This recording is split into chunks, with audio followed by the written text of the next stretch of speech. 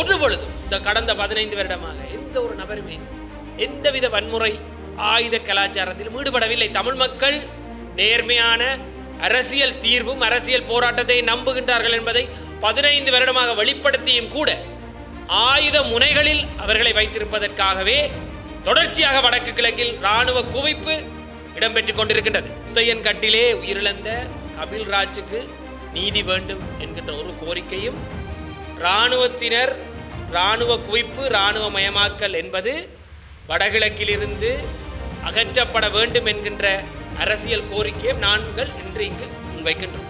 இந்த போராட்டம் எதற்கும் நீதி வழங்காத பட்சத்தில் இன்னுமே இராணுவ முகாம்களை அதிகளவாக வடக்கு கிழக்கில் வைத்திருக்கின்றார்கள். எதற்காக வைத்திருக்கின்றார்கள் என்ற கேள்வி நமக்கெல்லாம் இருக்கின்றது.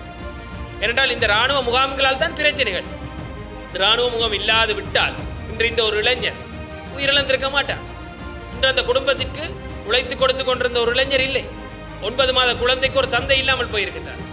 என்ன காரணம்? தேவையற்ற விதமாக இராணுவத்தினரை இந்த பிரதேசங்களில் வைத்திருப்பதுதான் பிரச்சனை.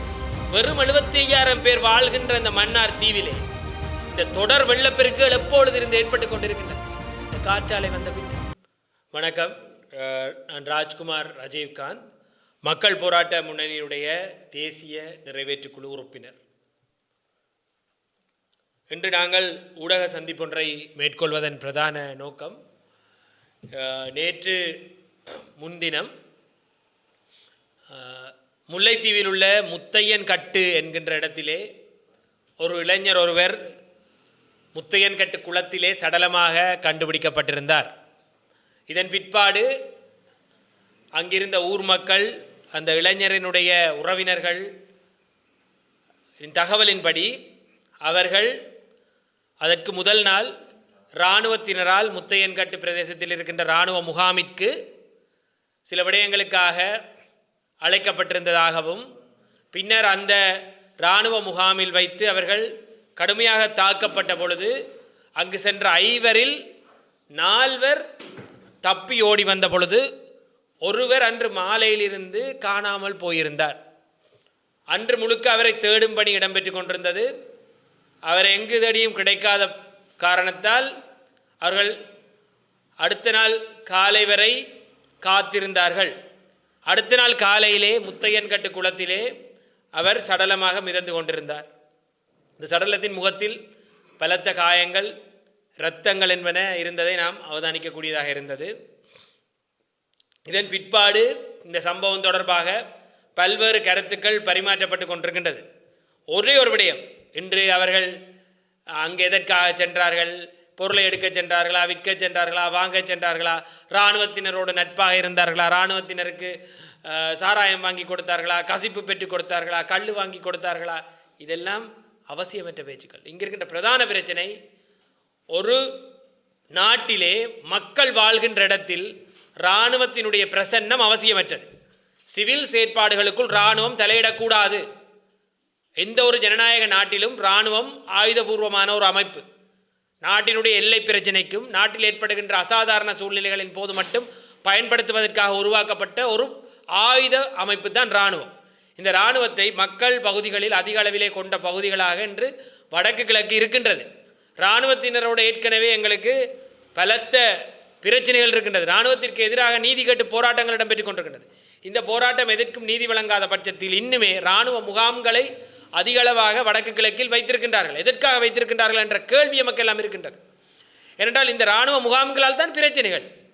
இந்த இராணுவ முகாம் இல்லாது விட்டால் இன்று இந்த ஒரு இளைஞர் உயிரிழந்திருக்க மாட்டார். இன்று அந்த குடும்பத்திற்கு உழைத்து கொடுத்து கொண்டிருந்த ஒரு இளைஞர் இல்லை. 9 மாத குழந்தைக்கு ஒரு தந்தை இல்லாமல் போயிருக்கின்றார். என்ன காரணம்? தேவையற்ற விதமாக இராணுவத்தினரை இந்த பிரதேசங்களில் வைத்திருப்பதுதான் பிரச்சனை. இன்று படிப்படியாக ஆற்றுவோம் என்று சொன்னவர்கள் கூட அதற்கான வேலைகளை செய்கின்றார்கள் இல்லை என்ற குற்றச்சாட்டை நான் வைக்கின்றேன். தெற்கிலே 77 சூட்டுச் சம்பவங்கள் இடம்பெற்றிருக்கின்றது. வடகிழக்கில் அந்த அளவுக்கு எதுவும் இடம்பெறவில்லை. எதற்காக இராணுவத்தை அங்கு இவ்வளவு குவித்து வைத்திருக்கின்றார் என்று இன்று இந்த பகுதிகளில் முழுக்க ஆயுத சூட்டுச் சம்பவங்கள் இடம்பெற்றுக் கொண்டிருக்கின்றன.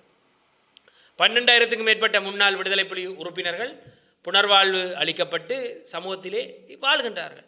அவர்களில் பலருக்கு நன்றாக சுடத் தெரியும், வெடிகுண்டுகள் செய்ய தெரியும். ஆனால் ஒரு பொழுதும் இந்த கடந்த 15 வருடமாக எந்த ஒரு நபருமே எந்தவித வன்முறை ஆயுத கலாச்சாரத்திலும் ஈடுபடவில்லை. தமிழ் மக்கள் நேர்மையான அரசியல் தீர்வும் அரசியல் போராட்டத்தை நம்புகின்றார்கள் என்பதை 15 வருடமாக வெளிப்படுத்தியும் கூட ஆயுத முனைகளில் அவர்களை வைத்திருப்பதற்காகவே தொடர்ச்சியாக வடக்கு கிழக்கில் இராணுவ குவிப்பு இடம்பெற்றுக் கொண்டிருக்கின்றது.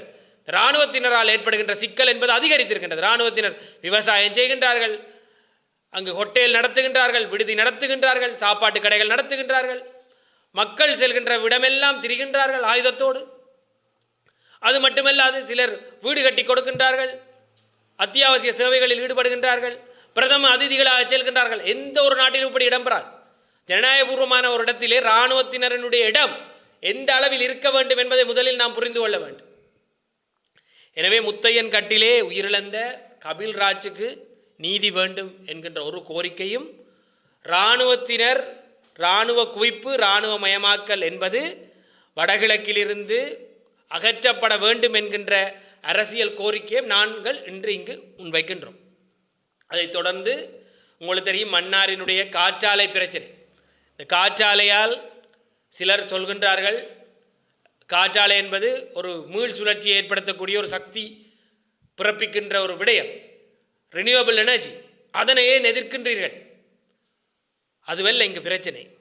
இந்த காற்றாலை நிறுவுகின்ற இடம் 30 கிலோமீட்டர் நீளமும் வெறும் 4 கிலோமீட்டர் அகலமும் இருக்கக்கூடிய மன்னார் என்கின்ற அழகிய கேந்திர முக்கியத்துவம் வாய்ந்த ஒரு அமைவிடம்.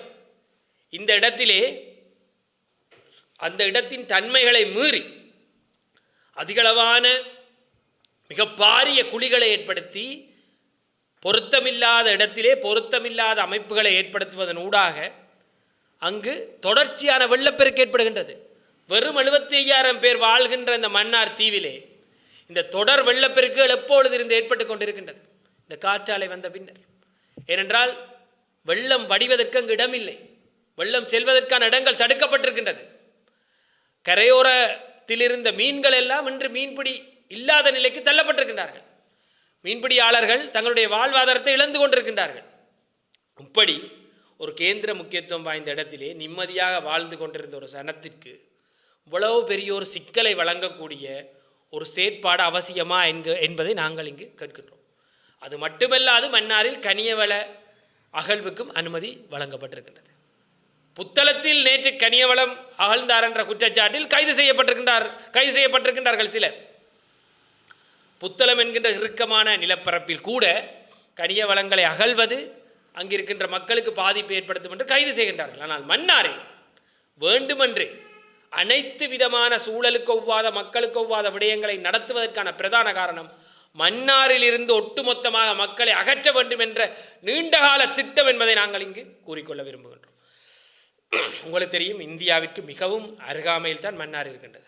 இந்தியாவினுடைய திட்டங்கள் அனைத்தும் மன்னாரை நோக்கி இருக்கின்றது என்பதை நாங்கள் நீண்ட காலமாக கூறிக்கொண்டிருக்கின்றோம். மன்னாரை அபகரிக்க வேண்டும் என்கின்ற திட்டமும் அதில் ஒன்று. அதற்கான ஆரம்பகட்ட பூர்வாங்க நடவடிக்கைகளாக நாங்கள் இதனை பார்க்கின்றோம்.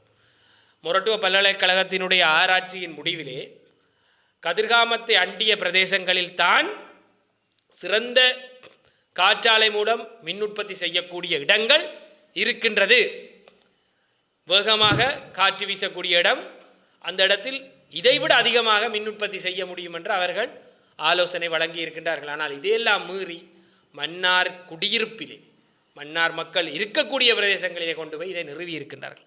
இதனை நிறுவும் பொழுது கூட மன்னாரில் இருந்து சில கிலோமீட்டர்கள் தள்ளி இதனை நிறுவுமாறு எத்தனை பேர் கோரிக்கை விடுத்தார்கள்.